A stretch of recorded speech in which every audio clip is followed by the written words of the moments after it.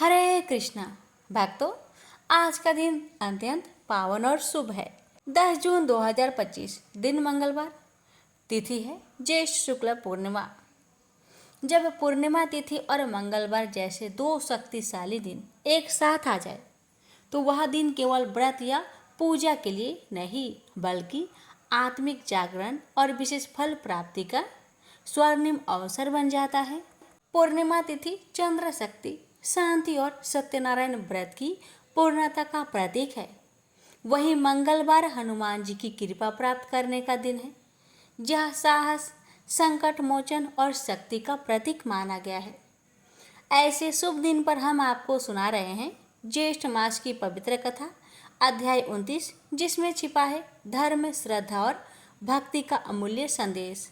यह कथा न सिर्फ पापों को नाश करती है बल्कि जीवन में अस्थायी मंगल और कृपा को बुलाने वाली है। तो ध्यान से सुनिए, श्रद्धा से सुनिए। भक्तों, पहले हम सुनेंगे जेठ पूर्णिमा श्री सत्यनारायण भगवान की व्रत कथा और फिर सुनेंगे जेठ मास कथा अध्याय 29। एक समय की बात है, नैमिषारण्य तीर्थ में सौनकादि 88,000 ऋषियों ने श्री सूत जी से पूछा, हे प्रभु, इस कलयुग में वेद विद्या रहित मनुष्य को प्रभु भक्ति किस प्रकार मिल सकती है तथा उनका उद्धार कैसे होगा? हे मुनि श्रेष्ठ, कोई ऐसा तप बताइए जिससे थोड़े समय में ही पुण्य मिले और मनोवांछित फल भी मिल जाए। इस प्रकार की कथा सुनने की हम इच्छा रखते हैं। सर्व शास्त्रों के ज्ञाता सूत जी बोले, हे वैष्णवों, मैं पूज्य आप सभी ने प्राणियों के हित की बात पूछी है, इसलिए मैं एक श्रेष्ठ व्रत को आप लोगों को बतलाऊंगा, जिसे नारद जी ने लक्ष्मी नारायण जी से पूछा था और लक्ष्मीपति ने मुनि श्रेष्ठ नारद जी से कहा था। आप सब इसे ध्यान से सुनिए। एक समय की बात है, योगीराज नारद जी दूसरों के हित की इच्छा लिए अनेकों लोकों में घूमते हुए मृत्यु लोक में आ पहुंचे। यहाँ उन्होंने अनेक योनियों में जन्मे प्राय सभी मनुष्यों को अपने कर्मों द्वारा अनेकों दुख से पीड़ित देखा। उनका दुख देख नारद जी सोचने लगे कि कैसा यत्न किया जाए जिसके करने से निश्चित रूप से मानव के दुखों का अंत हो जाए। इसी विचार पर मनन करते हुए वह विष्णु लोक में गए। वह देवों के इस भगवान नारायण की स्तुति करने लगे, जिनके हाथों में शंख, चक्र, गदा और पद्म थे, गले में वरमाला पहने हुए थे। स्तुति करते हुए नारद जी बोले, हे भगवान, आप अत्यंत शक्ति से संपन्न हैं। मन तथा वाणी भी आपको नहीं पा सकती है। आपका यदि मध्य तथा अंत नहीं है, निर्गुण स्वरूप सृष्टि के कारण भक्तों के दुख को दूर करने वाले, आपको मेरा नमस्कार है। नारद जी की स्तुति सुन विष्णु भगवान बोले, हे मुनि श्रेष्ठ, आपके मन में क्या बात है? आप किस काम के लिए पधारे हैं, उसे निसंकोच कहो। इस पर नारद मुनि बोले कि मृत्यु लोक में अनेक योनियों में जन्मे मनुष्य अपने कर्मों के द्वारा अनेकों दुख से दुखी हो रहे हैं। हे नाथ, आप मुझ पर दया रखते हैं तो बताइए कि वो मनुष्य थोड़े प्रयास से ही अपने दुखों से कैसे छुटकारा पा सकते हैं।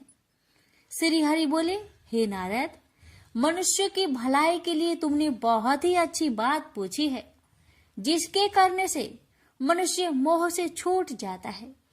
वह बात मैं कहता हूँ, उसे सुनो।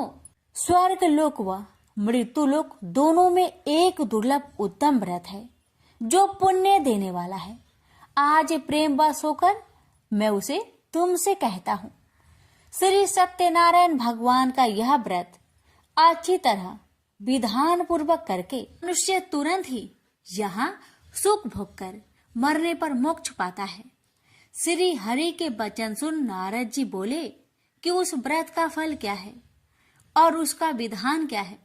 यह व्रत किसने किया था, इस व्रत को किस दिन करना चाहिए, सभी कुछ विस्तार से बताए। नारद की बात सुनकर श्री हरि बोले, दुख व शोक को दूर करने वाला यह व्रत सभी स्थानों पर विजय दिलाने वाला है। मानव को भक्ति व श्रद्धा के साथ शाम को श्री सत्यनारायण की पूजा धर्म में परायण होकर ब्राह्मणों व बंधुओं के साथ करनी चाहिए। भक्ति भाव से ही नैवेद्य केले का फल, घी, दूध और गेहूं का आटा सवाया ले। गेहूं के स्थान पर साठी का आटा, शक्कर तथा गुड़ लेकर वह सभी भक्षण योग्य पदार्थों को मिलाकर भगवान का भोग लगाए। ब्राह्मणों सहित बंधु बांधवों को भी भोजन कराए। उसके बाद स्वयं भोजन करे और भजन कीर्तन के साथ भगवान की भक्ति में लीन हो जाए। इस तरह से सत्यनारायण भगवान का यह व्रत करने पर मनुष्य की सारी इच्छाएं निश्चित रूप से ही पूरी होती है। इस कली काल अर्थात कलयुग में मृत्यु लोक में मोक्ष का यही एक सरल उपाय है। इति श्री सत्यनारायण व्रत कथा प्रथम अध्याय संपूर्ण। श्रीमन नारायणे नारायणे नारायण, भज मन नारायणे नारायणे नारायण। श्री सत्यनारायण भगवान की जय। सूत जी बोले, हे ऋषियों, जिसने पहले समय में इस व्रत को किया था उसका इतिहास कहता हूँ, ध्यान से सुनो। सुंदर काशीपुरी नगरी में एक अत्यंत निर्धन ब्राह्मण रहता था। भूख प्यास से परेशान हुआ धरती पर घूमता रहता था। ब्राह्मणों से प्रेम करने वाले भगवान ने एक दिन ब्राह्मण का भेष धारण कर उसके पास जाकर पूछा, हे ब्रीप, नित्य दुखी होकर तुम पृथ्वी पर क्यों घूमते हो? दीन ब्राह्मण बोला, मैं निर्धन ब्राह्मण हूँ, भिक्षा के लिए धरती पर घूमता हूँ। हे भगवान, यदि आप इसका कोई उपाय जानते हो तो बताइए। वृद्ध ब्राह्मण कहता है कि सत्यनारायण भगवान मनोवांछित फल देने वाले हैं, इसलिए तुम उनका पूजन करो। इसे करने से मनुष्य सभी दुखों से मुक्त हो जाता है। वृद्ध ब्राह्मण बनकर आए सत्यनारायण भगवान उस निर्धन ब्राह्मण को व्रत का सारा विधान बताकर अंतर्ध्यान हो गए। मन ही मन सोचने लगा कि जिस व्रत को वृद्ध ब्राह्मण करने को कह गया है, मैं उसे जरूर करूंगा। यह निश्चय करने के बाद उसे रात में नींद नहीं आई। वह सवेरे उठकर सत्यनारायण भगवान के व्रत का निश्चय कर भिक्षा के लिए चला गया। उस दिन निर्धन ब्राह्मण को भिक्षा में बहुत धन मिला, जिससे उसने बंधु बांधवों के साथ मिलकर श्री सत्यनारायण भगवान का व्रत संपन्न किया। भगवान सत्यनारायण का व्रत संपन्न करने के बाद वह निर्धन ब्राह्मण सभी दुखों से छूट गया और अनेक प्रकार की संपत्तियों से युक्त हो गया। उसी समय से यह ब्राह्मण हर माह इस व्रत को करने लगा। इस तरह से सत्यनारायण भगवान के व्रत को जो भी मनुष्य करेगा वह सभी प्रकार के पापों से छूटकर मोक्ष को प्राप्त होगा। जो मनुष्य इस व्रत को करेगा वह भी सभी दुखों से मुक्त हो जाएगा। सूत जी बोले कि इस तरह से नारद जी से नारायण जी का कहा हुआ श्री सत्यनारायण व्रत को मैंने तुमसे कहा। हे ब्रीपो, मैं अब और क्या कहूँ? ऋषि बोले, हे मुनिवर, संसार में उस ब्रीप से सुनकर और किस किस ने इस व्रत को किया, हम सब इस बात को सुनना चाहते हैं। इसके लिए हमारे मन में श्रद्धा का भाव है। सूत जी बोले, हे मुनियों, जिसने इस व्रत को किया है वह सब सुनो। एक समय वही ब्रीप धन व ऐश्वर्य के अनुसार अपने बंधु बांधवों के साथ इस व्रत को करने को तैयार हुआ। उसी समय एक लकड़ी बेचने वाला बूढ़ा आदमी आया और लकड़ियां बाहर रखकर अंदर ब्राह्मण के घर में गया। प्यास से दुखी वह लकड़हारा उनको व्रत करते देख ब्रीप को नमस्कार कर पूछने लगा कि आप यह क्या कर रहे हैं तथा इसे करने से क्या फल मिलेगा, कृपया मुझे भी बताइए। ब्राह्मण ने कहा कि सब मनोकामनाओं को पूरा करने वाला यह सत्यनारायण भगवान का व्रत है। इनकी कृपा से ही मेरे घर में धन्य धान्य आदि की वृद्धि हुई है। ब्रीफ से सत्यनारायण व्रत के कथा के बारे में जानकर लकड़हारा बहुत प्रसन्न हुआ। चरणामृत लेकर वह प्रसाद खाने के बाद वह अपने घर गया। लकड़हारे ने अपने मन में संकल्प किया कि आज लकड़ी बेचने से जो धन मिलेगा उसी से श्री सत्यनारायण भगवान का उत्तम व्रत करूंगा।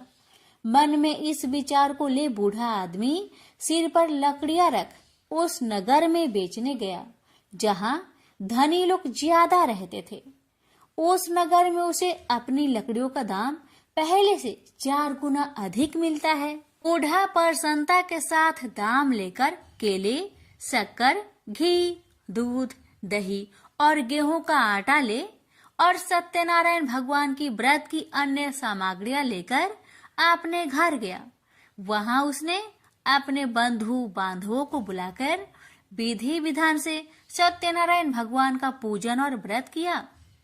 इस व्रत के प्रभाव से वह बूढ़ा लकड़हारा धन, पुत्र आदि से युक्त होकर संसार के समस्त सुख भोग अंत काल में बैकुंठ धाम को चला गया। इति श्री सत्यनारायण व्रत कथा 2 अध्याय संपूर्ण। श्रीमन नारायण नारायण नारायण भज मन नारायण नारायण नारायण। श्री सत्यनारायण भगवान की जय। सूत जी बोले, हे श्रेष्ठ मुनियों, अब आगे की कथा कहता हूँ। पहले समय में उल्कामुख नाम का एक बुद्धिमान राजा था। वह सत्य वक्ता और जितेंद्रिय था। प्रतिदिन देव स्थानों पर जाता और निर्धनों को धन देकर उनके कष्ट दूर करता था। उसकी पत्नी कमल के समान मुख वाली तथा सती साध्वी थी। भद्रशिला नदी के तट पर उन दोनों ने श्री सत्यनारायण भगवान का व्रत किया। उसी समय साधु नाम का एक वैश्य आया। उसके पास व्यापार करने के लिए बहुत सा धन भी था। राजा को व्रत करते देखकर वह विनय के साथ पूछने लगा, हे राजन, भक्ति भाव से पूर्ण होकर आप यह क्या कर रहे हैं? मैं सुनने की इच्छा रखता हूँ, तो आप मुझे बताए। राजा बोले, हे साधु, अपने बंधु बांधवों के साथ पुत्र आदि की प्राप्ति के लिए एक महाशक्तिमान श्री सत्यनारायण भगवान का व्रत व पूजन कर रहा हूँ। राजा के वचन सुन साधु आदर से बोला, हे राजन, मुझे इस व्रत का सारा विधान कहिए। आपके कथा अनुसार मैं भी इस व्रत को करूंगा। मेरी भी संतान नहीं है और इस व्रत को करने से निश्चित रूप से मुझे संतान की प्राप्ति होगी। राजा से व्रत का सारा विधान सुनकर व्यापार से निवृत्त हो वह अपने घर गया। साधु वैश्य ने अपनी पत्नी को संतान देने वाले इस व्रत का वर्णन कह सुनाया और कहा कि जब मेरी संतान होगी तब मैं इस व्रत को करूंगा। साधु ने इस तरह के वचन अपनी पत्नी लीलावती से कहे। एक दिन लीलावती पति के साथ आनंदित हो सांसारिक धर्म में प्रवृत्त होकर सत्यनारायण भगवान की कृपा से गर्भवती हो गई। 10वें महीने में उसके गर्भ से एक सुंदर कन्या ने जन्म लिया। दिनों दिन वह ऐसे बढ़ने लगी जैसे कि शुक्ला पक्ष का चंद्रमा बढ़ता है। माता पिता ने अपनी कन्या का नाम कलावती रखा। एक दिन लीलावती ने मीठे शब्दों में अपने पति को याद दिलाया कि आपने सत्यनारायण भगवान के जिस व्रत को करने का संकल्प किया था उसे करने का समय आ गया है। आप इस व्रत को करिए। साधु बोला कि हे प्रिय, इस व्रत को मैं उसके विवाह पर करूंगा। इस प्रकार अपनी पत्नी को अवशासन देकर वह नगर को चला गया। कलावती पिता के घर में रह वृद्धि को प्राप्त हो गई। साधु ने एक बार नगर में अपनी कन्या को सखियों के साथ देखा तो तुरंत ही दूत को बुलवाया और कहा कि मेरी कन्या की योग वर देखकर आओ। साधु की बात सुनकर दूत कंचन नगर में पहुंचा और वहां देखभाल कर लड़की के सुयोग बनिक पुत्र को ले आया। सुयोग लड़के को देख साधु ने बंधु बांधवों को बुलाकर अपनी पुत्री का विवाह कर दिया। लेकिन दुर्भाग्य की बात ये कि साधु ने अभी भी श्री सत्यनारायण भगवान का व्रत नहीं किया। इस पर श्री भगवान क्रोधित हो गए और श्राप दिया कि साधु को अत्यधिक दुख मिले। अपने कार्य में कुशल साधु बनिया जमाई को लेकर समुद्र के पास स्थित होकर रत्नासारपुर नगर में गया। वहां जाकर दामाद ससुर दोनों मिलकर चंद्रकेतु राजा के नगर में व्यापार करने लगे। एक दिन भगवान सत्यनारायण की माया से एक चोर राजा का धन चुराकर भाग रहा था। उसने राजा के सिपाहियों को अपना पीछा करते देख चुराया हुआ धन वहां रख दिया जहां साधु अपने जमाई के साथ ठहरा हुआ था। राजा के सिपाहियों ने साधु वैश्या के पास राजा का धन पड़ा देखा तो वह ससुर जमाई दोनों को बांधकर प्रसन्नता से राजा के पास ले गए और कहा कि उन दोनों चोरों को हम पकड़ लाए हैं, आप आगे की कार्रवाई की आज्ञा दे। राजा की आज्ञा से उन दोनों को कठिन कारावास में डाल दिया गया और उनका सारा धन भी उनसे छीन लिया गया। श्री सत्यनारायण भगवान के श्राप से साधु की पत्नी भी बहुत दुखी हुई। घर में जो धन रखा था उसे चोर चुरा ले गए। शारीरिक तथा मानसिक पीड़ा व भूख प्यास से अति दुखी हो अन्न की चिंता में कालावती के ब्राह्मण के घर गई। वहां उसने श्री सत्यनारायण भगवान का व्रत होते देखा। फिर कथा भी सुनी। वह प्रसाद ग्रहण कर वह रात को घर वापस आई। माता ने कलावती से पूछा कि हे पुत्री, अब तक तुम कहाँ थी, तेरे मन में क्या है? कलावती ने अपने माता से कहा, हे माता, मैंने एक ब्राह्मण के घर में श्री सत्यनारायण भगवान का व्रत देखा है।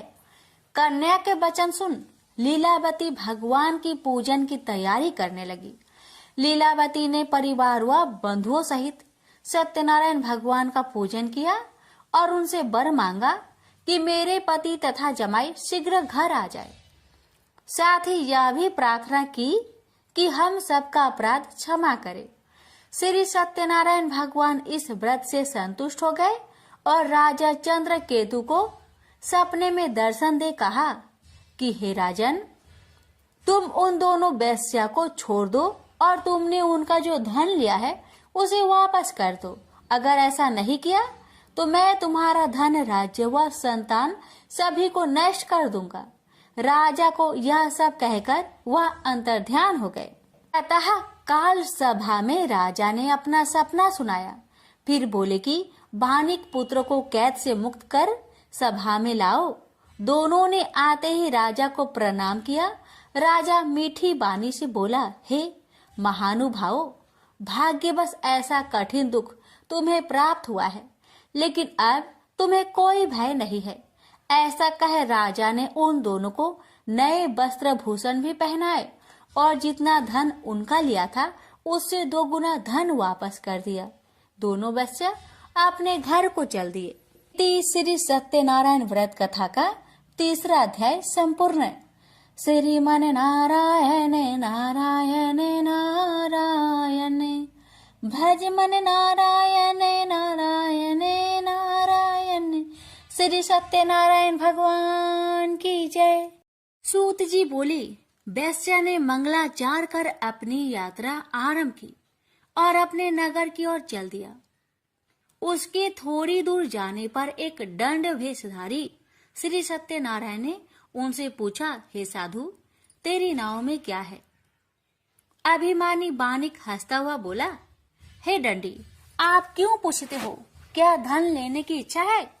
मेरी नाव में तो बेल व पत्ते भरे हुए हैं। वैश्या के कठोर वचन सुन भगवान बोले, तुम्हारा वचन सत्य हो। दंडी ऐसे वचन कहे वहां से दूर चले गए। कुछ दूर जाकर समुद्र के किनारे बैठ गए। दंडी के जाने के बाद साधु वैश्या ने नित्य क्रिया के पश्चात नाव को ऊंची उठते देखकर अचंभा माना और नाव में बेल पत्ते आदि देख वह मूर्छित हो जमीन पर गिर पड़ा। मूर्छा खोलने पर वह अत्यंत शोक में डूब गया। तब उसका दामाद बोला कि आप शोक न मनाए, यह डंडी का श्राप है। इसलिए हमें उनकी शरण में जाना चाहिए, तभी हमारी मनोकामना पूरी होगी। दामाद की बात सुनकर वह डंडी के पास पहुंचा और अत्यंत भक्ति भाव नमस्कार करके बोला, मैंने आपसे जो असत्य वचन कहे थे उनके लिए मुझे क्षमा दे। ऐसा कहकर महान शोकातुर हो रोने लगा। डंडी भगवान बोले, हे बानिक पुत्र, मेरी आज्ञा से बार बार तुम्हें दुख प्राप्त हुआ है, तू मेरी पूजा से विमुख हुआ। साधु बोला, हे भगवान, आपकी माया से ब्रह्मा आदि देवता भी आपके रूप को नहीं जानते, तब मैं अज्ञानी कैसे जान सकता हूँ? आप प्रसन्न होइए, अब मैं सामर्थ्य के अनुसार आपकी पूजा करूंगा। मेरी रक्षा करो और पहले के समान नौका में धन भर दो। साधु वैश्य के भक्ति पूर्वक वचन सुनकर भगवान प्रसन्न हो गए और उसकी इच्छा अनुसार वरदान देकर अंतर ध्यान हो गए। ससुर जमाई जब नाव पर आए तो नाव धन से भरी हुई थी। फिर वही अपने अन्य साथियों के साथ सत्यनारायण भगवान का पूजन कर अपने नगर को चल दिए। जब नगर के नजदीक पहुंचे तो दूत को घर पर खबर करने के लिए भेज दिया। दूत साधु की पत्नी को प्रणाम कर कहता है कि मालिक अपने दामाद सहित नगर के निकट आ गए हैं। दूत की बात सुन साधु की पत्नी लीलावती ने बड़े हर्ष के साथ सत्यनारायण भगवान का पूजन कर अपनी पुत्री कलावती से कहा कि मैं अपने पति के दर्शन को जाती हूँ, तो कार्य पूर्ण कर शीघ्र आ जाना। माता के ऐसे वचन सुन कलावती जल्दी में प्रसाद छोड़ अपने पति के पास चली गई। प्रसाद की अवज्ञा के कारण श्री सत्यनारायण भगवान रुष्ट हो गए और नाव सहित उसके पति को पानी में डुबो दिए। कलावती अपने पति को वहां ना पाकर रोती हुई जमीन पर गिर गई। नौका को डूबा हुआ देख वह कन्या को रोता देख साधु दुखी होकर बोला कि हे प्रभु, मुझसे तथा मेरे परिवार से जो भूल हुई है उसे क्षमा करे। साधु के दीन वचन सुनकर श्री सत्यनारायण भगवान प्रसन्न हो गए और आकाशवाणी हुई, हे साधु, तेरी कन्या मेरे प्रसाद को छोड़कर आई है, इसलिए उसका पति अदृश्य हो गया है। यदि वह घर जाकर प्रसाद खाकर लौटती है तो इसे उसका पति अवश्य मिलेगा। ऐसी आकाशवाणी सुन कलावती घर पहुंचकर प्रसाद खाती है और फिर आकर अपने पति के दर्शन करती है। उसके बाद साधु अपने बंधु बांधवों सहित श्री सत्यनारायण भगवान का विधि विधान से पूजन करता है। इस लोक का सुख भोग वह अंत में स्वर्ग जाता है। इति श्री सत्यनारायण व्रत कथा चतुर्थ अध्याय संपूर्ण। श्रीमन नारायणे नारायणे नारायणे भज मन नारायणे नारायणे नारायण। श्री सत्यनारायण भगवान की जय। श्री सूत जी बोले, हे ऋषियों, मैं और भी एक कथा सुनाता हूँ, उसे भी ध्यान पूर्वक सुनो। प्रजा पालन में लीन तुंगध्वज नाम का एक राजा था। उसने भी भगवान का प्रसाद त्याग कर बहुत ही दुख प्राप्त किया। एक बार वन में जाकर वन्य पशुओं को मारकर वह बर के पेड़ के नीचे आया। वहां उसने ग्वालों को भक्ति भाव से अपने बंधुओं सहित सत्यनारायण भगवान का पूजन करते देखा। अभिमान बस राजा ने उन्हें देखकर भी पूजा स्थान में नहीं गया, न ही उसने भगवान को नमस्कार किया। ग्वालों ने राजा को प्रसाद दिया, लेकिन उसने वह प्रसाद नहीं खाया और प्रसाद को वही छोड़कर वह अपने नगर को चला गया। जब वह नगर में पहुंचा तो वहां सब कुछ तहस नहस हुआ पाया, तो वह शीघ्र ही समझ गया कि यह सब भगवान ने ही किया है। वह दोबारा ग्वालों के पास पहुंचा और विधि पूर्वक पूजा कर प्रसाद खाया, तो श्री सत्यनारायण भगवान की कृपा से सब कुछ पहले जैसा हो गया। दीर्घ काल तक सुख भोगने के बाद मरोना उपरांत उसे स्वर्ग लोक की प्राप्ति हुई। तो मनुष्य परम दुर्लभ इस व्रत को करेगा तो भगवान सत्यनारायण की अनुकंपा से उसे धन्य धान्य की प्राप्ति होगी। निर्धन धनी हो जाता है और भय मुक्त हो जीवन जीता है। संतानहीन मनुष्य को संतान सुख मिलता है और सारे मनोरथ पूर्ण होने पर मानव अंत काल में वैकुंठ धाम को जाता है। सूत जी बोले, जिन्होंने पहले इस व्रत को किया है, अब उनके दूसरे जन्म की कथा कहता हूँ। वृद्ध संतानंद ब्राह्मण ने सुदामा का जन्म लेकर मोक्ष की प्राप्ति की। लकरहारे ने अगले जन्म में निषाद बनकर मोक्ष प्राप्त किया। उल्कामुख नाम का राजा दशरथ होकर बैकुंठ को गए। साधु नाम के वैश्य ने मोरध्वज बनकर अपने पुत्र को आरे से चीरकर मोक्ष पाया। महाराज तुंगध्वज ने स्वयंभू होकर भगवान में भक्ति युक्त हो कर्म कर मोक्ष पाया। श्री सत्यनारायण व्रत कथा का 5वां अध्याय संपूर्ण हुआ। श्रीमन नारायण नारायण नारायण, भज मन नारायण नारायण नारायण। श्री सत्यनारायण भगवान की जय। भक्तों, आगे सूत जी कहते हैं, सुखदेव जी के वचन भागवत तत्व का निश्चय कराने वाले थे। उत्तरानंदन राजा परीक्षित ने उन्हें सुनकर अपनी शुद्ध बुद्धि भगवान श्री कृष्ण के चरणों में अनन्य भाव से समर्पित कर दी। शरीर, पत्नी, पुत्र, महल, पशु, धन, भाई, बंधु और निष्कटक राज्य में नित्य के अभ्यास के कारण उनकी दृढ़ ममता हो गई थी। एक क्षण में ही उन्होंने उस ममता का त्याग कर दिया। शौनकादि ऋषियों, महामनस्वी परीक्षित ने अपनी मृत्यु का निश्चित समय जान लिया था। इसलिए उन्होंने धर्म, अर्थ और काम से संबंध रखने वाले जितने भी कर्म थे उनका संन्यास कर लिया। इसके बाद भगवान श्री कृष्ण में सुदृढ़ आत्मा भाव को प्राप्त होकर बड़ी ही श्रद्धा से भगवान श्री कृष्ण की महिमा सुनने के लिए उन्होंने श्री सुखदेव जी से यही प्रश्न किया जिसे आप लोग मुझसे पूछ रहे हैं। परीक्षित ने पूछा, भागवत स्वरूप मुनिवर, आप परम पवित्र और सर्वज्ञ हैं। आपने जो कुछ कहा है वह सत्य एवं उचित है, पर आप जो तो भगवान की कथा कहते जा रहे हैं, त्यों त्यों मेरी अज्ञान का पर्दा फटता जा रहा है। मैं आपसे फिर भी यह जानना चाहता हूँ कि भगवान अपनी माया से इस संसार की सृष्टि कैसे करते हैं।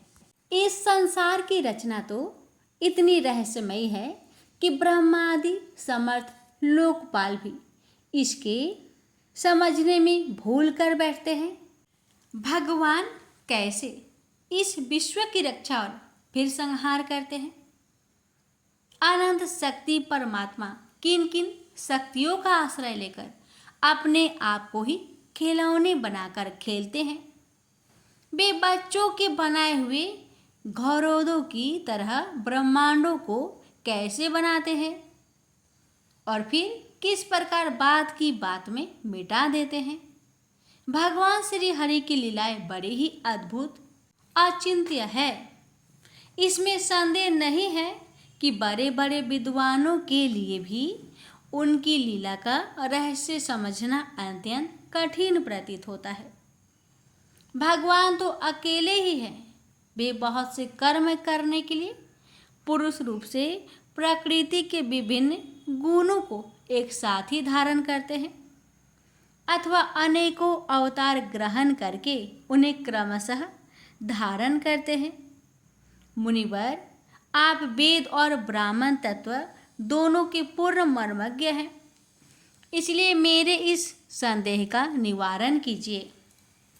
सूत जी कहते हैं, जब राजा परीक्षित ने भगवान के गुणों का वर्णन करने के लिए उनसे इस प्रकार प्रार्थना की, तब श्री सुखदेव जी ने भगवान श्री कृष्ण का बार बार स्मरण करके अपना प्रवचन प्रारंभ किया। सुखदेव जी ने कहा, उन पुरुषोत्तम भगवान के चरण कमलों में मेरे कोटि कोटि प्रणाम है, जो संसार की उत्पत्ति, स्थिति और प्रलय की लीला करने के लिए सत्व, रज तथा तमोगुण रूप 3 शक्तियों को स्वीकार कर ब्रह्मा, विष्णु और शंकर का रूप धारण करते हैं, जो समस्त चर अचर प्राणियों के हृदय में अंतर्यामी रूप से विराजमान है, जिनका स्वरूप और उसकी उपलब्धि का मार्ग बुद्धि के विषय में नहीं है, जो स्वयं अनंत है तथा जिनकी महिमा भी अनंत है। हम पुनः बार बार उनके चरणों में नमस्कार करते हैं, जो सत्पुरुषों का दुख मिटाकर उन्हें अपने प्रेम का दान करते हैं, दुष्टों की सांसारिक बढ़ती रोककर उन्हें मुक्ति देते हैं, तथा जो लोग परमहंस आश्रम में स्थित हैं, उन्हें उनकी भी अभीष्ट वस्तु का दान करते हैं, क्योंकि चर अचर समस्त प्राणी उन्हीं की मूर्ति है। इसलिए किसी से भी उनका पश्चाताप नहीं है। जो बड़े ही भक्तवत्सल है और हठपूर्वक भक्तिहीन साधन करने वाले लोग, जिनकी छाया भी नहीं छू सकते, जिनके समान भी किसी के ऐश्वर्य नहीं है, फिर उससे अधिक तो हो ही कैसे सकता है। तथा ऐसे ऐश्वर्य से युक्त होकर जो निरंतर ब्रह्म स्वरूप अपने धाम में विहार करते रहते हैं, उन भगवान श्री कृष्ण को मैं बार बार नमस्कार करता हूँ, जिनका कीर्तन, स्मरण, दर्शन, वंदन, श्रवण और पूजन जीवों के पापों का तत्काल नष्ट कर देता है। उन पुण्य कृति भगवान श्री कृष्ण को बार बार नमस्कार है। विवेकी पुरुष जिनके चरण कमलों की शरण लेकर अपने हृदय से इस लोक और परलोक की आसक्ति निकाल डालते हैं और बिना किसी परिश्रम के ही ब्रह्म पद को प्राप्त कर लेते हैं, उन मंगलमयी कृति वाले भगवान श्री कृष्ण को अनेक बार नमस्कार है। बड़े बड़े तपस्वी, दानी, यशस्वी, मनस्वी, सदाचारी और मंत्रवेता जब तक अपनी साधनाओं को तथा अपने आप को उनके चरणों में समर्पित नहीं कर देते, तब तक उन्हें कल्याण की प्राप्ति नहीं होती। जिनके प्राप्ति आत्मसमर्पण की ऐसी महिमा है, उन कल्याणमयी कृति वाले भगवान को बार बार नमस्कार है। किरात, हून, आंध्र, पुलिंद, पुलकस, आभीर, कंक, युवन और खस आदि नीच जातियाँ तथा दूसरे पापी, जिनके शरणगत भक्तों की शरण ग्रहण करने से ही पवित्र हो जाते हैं, उन सर्वशक्तिमान भगवान को बार बार नमस्कार है। वे ही भगवान ज्ञानियों के आत्मा है, भक्तों के स्वामी है, कर्म कांडियों के लिए वेद मूर्ति है, धार्मिकों के लिए धर्म मूर्ति है और तपस्वियों के लिए तप स्वरूप है। ब्रह्मा, शंकर आदि बड़े बड़े देवता भी अपने शुद्ध हृदय से उनके स्वरूप का चिंतन करते और आश्चर्यचकित होकर देखते रहते हैं। वे मुझ पर अपने अनुग्रह की प्रसाद की वर्षा करें, जो समस्त संपत्तियों की स्वामिनी लक्ष्मी देवी के पति हैं, समस्त यज्ञों के भोक्ता एवं फलदाता हैं, प्रजा के रक्षक हैं, सबके अंतर्यामी और समस्त लोकों के पालन करता है, तथा पृथ्वी देवी की स्वामी है, जिन्होंने यदु वंश में प्रकट होकर अंधक, वृष्ण एवं यदु वंश के लोगों की रक्षा की है, तथा जो उन लोगों के एकमात्र आश्रय रहे हैं। वे भगवत वत्सल संत जनों के सर्वस्व श्री कृष्ण मुझ पर प्रसन्न हो। विद्वान पुरुष जिनके चरण कमलों के चिंतन रूप समाधि से शुद्ध हुई बुद्धि के द्वारा आत्म तत्व का साक्षात्कार करते हैं, तथा उनके दर्शन के अंतरल अपनी अपनी मति और रुचि के अनुसार जिनके स्वरूप का वर्णन करते रहते हैं, वे प्रेम और मुक्ति के लुटाने वाले भगवान श्री कृष्ण मुझ पर प्रसन्न हो। जिन्होंने सृष्टि के समय ब्रह्मा के हृदय में पूर्व काल की स्मृति जागृत करने के लिए ज्ञान की आदि शास्त्री देवी को प्रेरित किया और वे अपने अंगों के सहित वेद के रूप में उनके मुख से प्रकट हुई। वे ज्ञान के मूल कारण भगवान मुझ पर कृपा करें, मेरे हृदय में प्रकट हो। भगवान की 5 महाभूतों से इन शरीर का निर्माण करके इनमें जीव रूप से शयन करते हैं और 5 ज्ञान इंद्रिया, 5 कर्म इंद्रिया, 5 प्राण और 1 मन, इन 16 कलाओं से युक्त होकर इनके द्वारा 16 विषयों का भोग करते हैं। वे सर्वभूतमयी भगवान मेरी वाणी को अपने गुणों से अलंकृत कर दे। संत पुरुष जिनके मुख कमल से मकरंद के समान झरती हुई ज्ञानमयी सुधा का पान करते रहते हैं, उन वासुदेवतार सर्वज्ञ भगवान व्यास के चरणों में मेरा बार बार नमस्कार है। परीक्षित वेद गर्भ स्वयंभू ब्रह्मा ने नारद के प्रश्न करने पर यही बात कही थी जिसका स्वयं भगवान नारायण ने उन्हें उपदेश किया था, और वही मैं तुमसे कह रहा हूँ। प्रेम से बोली हरे कृष्णा। भक्तों, आज का यह अध्याय यहीं पर संपूर्ण हुई। अब सुनेंगे विष्णु पुराण की कथा। बलि चक्रवर्ती सूतल लोक में पहुंचकर पाताल के सम्राट के रूप में प्रतिदिन विष्णु की चरणों की अर्चना करने लगे। इस कारण देवताओं को स्वर्ग और इंद्र को स्वर्ग पर आधिपत्य फिर से प्राप्त हुई। बलि के सूतल लोक के द्वार पर बेत्र दंडधारी विष्णु पहरा दे रहे थे। उन्हीं दिनों रावण सूतल पर विजय पाने के लिए वहां पहुंचा। वह इस प्रकार विचार से सूतल लोक में प्रवेश करने लगा कि आखिर यह बौना मेरा क्या बिगाड़ सकता है। तब विष्णु ने विशाल रूप धरकर अपने पैर के नाखून से रावण को रोका। रावण लंका में जा गिरा और बेहोश हो गया। इसके बाद उसने कभी पाताल की ओर आंख उठाकर देखने की हिम्मत नहीं की। बलि चक्रवर्ती का यह नियम था कि वह जिस प्रदेश पर शासन करते थे उसका निरीक्षण अदृश्य रूप में वर्ष में एक बार कम से कम अवश्य करते थे। इसी विचार से पृथ्वी पर अपने सुसंपदा एवं शांतिपूर्वक शासन तथा वहां की सह्य श्यामल फसलों का भी निरीक्षण करने आए। वे संयोग की पुष्टि और जीवनी शक्ति प्रदान करते, कृमि कीटों से उनकी रक्षा करते। उनके स्वागत के रूप में दीपावली पर्व मनाया जाता।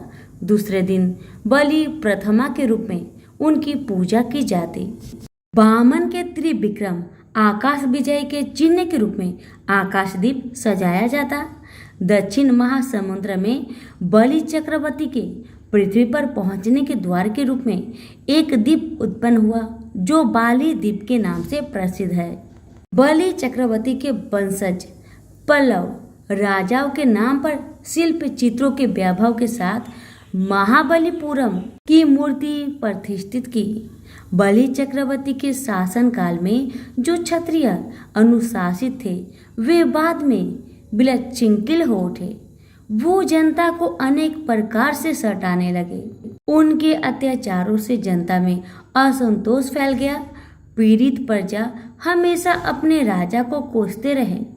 राज्य छोटे मोटे टुकड़ों में बट गए। राजा भी परस्पर लड़ने लगे। इस कारण वे भी दुर्लभ हो गए। सब जगह अराजकता फैल गई थी। हालत ऐसी थी जिसकी लाठी उसकी भैंस। उनके शासन में जनता त्रस्त हो उठी। उस हालत में विष्णु ने 10 अवतारों में से छठा परशुराम का अवतार धारण किया। 21 बार क्षत्रियों को परशु से निर्मूल किया और यह साबित किया कि जब जिसकी आवश्यकता होती है उसकी पूर्ति करने के लिए वे अवतरित हुआ करते हैं। उस काल में धरती पर शासन करने वालों शासकों के सिरमौर हेहय चक्रवर्ती कार्त ब्रयाजुर सुदर्शन चक्र के अंश को लेकर पैदा हुए थे। इसी जमाने में विष्णु योग निद्रा में निमग्न थे। तब उनके शंख और चक्र के बीच तर्क वितर्क हुआ। इस पर चक्र बोला, सहस्त्र किरण वाले सूर्य को तराशने पर जो रज निकला उसी से विश्वकर्मा ने मेरा निर्माण किया। सहस्त्र कोनों के साथ सिर्फ गति से घूमते हुए मैंने ही तो असंख्य राक्षसों का संहार किया था। मुझे धारण कर विष्णु चक्री के नाम से विख्यात हुए। तुम तो सिर्फ ध्वनि करते हो और कुछ नहीं जानते। इस पर पंचजन्य शंख क्रोध में आ गया और बोला, हे चक्र पुरुष, तुम्हारा ऐसा घमंड, तुम पृथ्वी पर एक घमंडी राजा के रूप में पैदा हो जाओ। विष्णु मुनि पुत्र बनकर लकड़ी चीरने वाले कुल्हाड़ी से तुम्हारा घमंड तोड़ देंगे। शापित चक्र पुरुष कीर्त अर्जुन के रूप में पैदा हुआ और उन्होंने है साम्राज्य को चतुर्दिक फैलाया। वह भगवान के अवतार रूपधारी दत्तात्रेय के भक्त और शिष्य भी थे। उनके अनुग्रह से कीर्त अर्जुन ने अनिमा आदि सिद्धियां और अनेक शक्तियां प्राप्त की। जरूरत के वक्त असंख्य आयुधों के साथ उनको 1000 हाथ प्राप्त हो जाते थे। यो सूत महर्षि ने समझाया। इस पर नैमिषारण्य के मुनियों ने पूछा, सूत मुनिंद्र, दत्तात्रेय विष्णु के अवतार ही तो है, पर हम यह नहीं जानते कि भगवान विष्णु दत्तात्रेय कैसे कहलाए और क्यों। इसलिए हम दत्तात्रेय की कहानी सुनने को उत्सुक है। सूत महर्षि ने दत्तात्रेय की कहानी शुरू की। अत्रि महर्षि ने पुत्र की कामना से भगवान के रूप में विष्णु का स्मरण करते हुए घोर तपस्या की। विष्णु अपने साथ ब्रह्मा और शिव जी को लेकर प्रत्यक्ष हुए और महर्षि से बोले, अत्रि महर्षि, मैं तुम्हारा दत्त बन गया हूँ। हम तीनों एक है, इसलिए तेरी मूर्तियों के अंशों से मैं तुम्हारा पुत्र बनूंगा और दत्तात्रेय के नाम से पुकारा जाऊंगा। यो कहकर वे ब्रह्मा और शिव जी के साथ अदृश्य हो गए। उसी समय नारद तेरी मूर्तियों की पत्नियां होने का गर्व करने वाली लक्ष्मी, सरस्वती और पार्वती के पास पहुंचे और उन्हें अत्रि महामुनि की पत्नी अनुसुईया के पतिव्रत्य की महिमा को असाधारण बताकर प्रमाणित किया। अनुसुईया ने तेरी मूर्तियों की पत्नियों के लिए अनेक कार्य किए थे। अनुसुईया ने गंगा को सताने वाली पाप पिचासनिया को निर्मूल किया। नारद से प्राप्त लोहे की चने को पका कर दे दिया। सूर्य उदय को रोकने वाली सुमति को मानकर सूर्य उदय के होने से मरने वाले उसके पति को अनुसुईया ने पुनः जिलाया। इस पर तेरी देविया के मन में अनुसुईया के प्रति ईर्ष्या पैदा हो गई।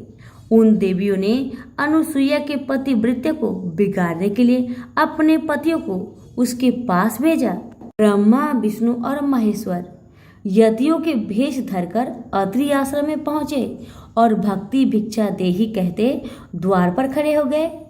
उस समय तक अत्रि महामुनि अपनी तपस्या समाप्त कर आश्रम को लौटे न थे। वे अतिथि सत्कार की जिम्मेदारी अनुसुईया पर छोड़ गए थे। अनुसुईया ने तेरी मूर्तियों का उचित रूप से स्वागत करके उन्हें खाने के लिए निमंत्रित किया। उस समय कपट यति एक स्वर में बोले, हे साध्वी, हमारा एक नियम है। नियम ये है कि अगर तुम नग्न होकर हमें भोजन परसोगी तभी जाकर हम भोजन करेंगे, अन्यथा नहीं। अनुसुईया ने ओह ऐसी बात है कहते हुए उन पर जल छिड़क दिया। इस पर तीनों अतिथि 3 प्यारे शिशुओं के रूप में बदल गए। अनुसुईया के हृदय में वात्सल्य भाव उमड़ पड़ा। शिशुओं को दूध भात खिलाया। त्रिमूर्ति शिशु रूप में अनुसुईया की गोद में सो गए। अनुसुईया तीनों को झूले में सुलाकर बोली, तीनों लोकों पर शासन करने वाले त्रिमूर्ति मेरे शिशु बन गए। मेरे भाग्य को क्या कहा जाए। ब्रह्मांड ही इनका झूला है।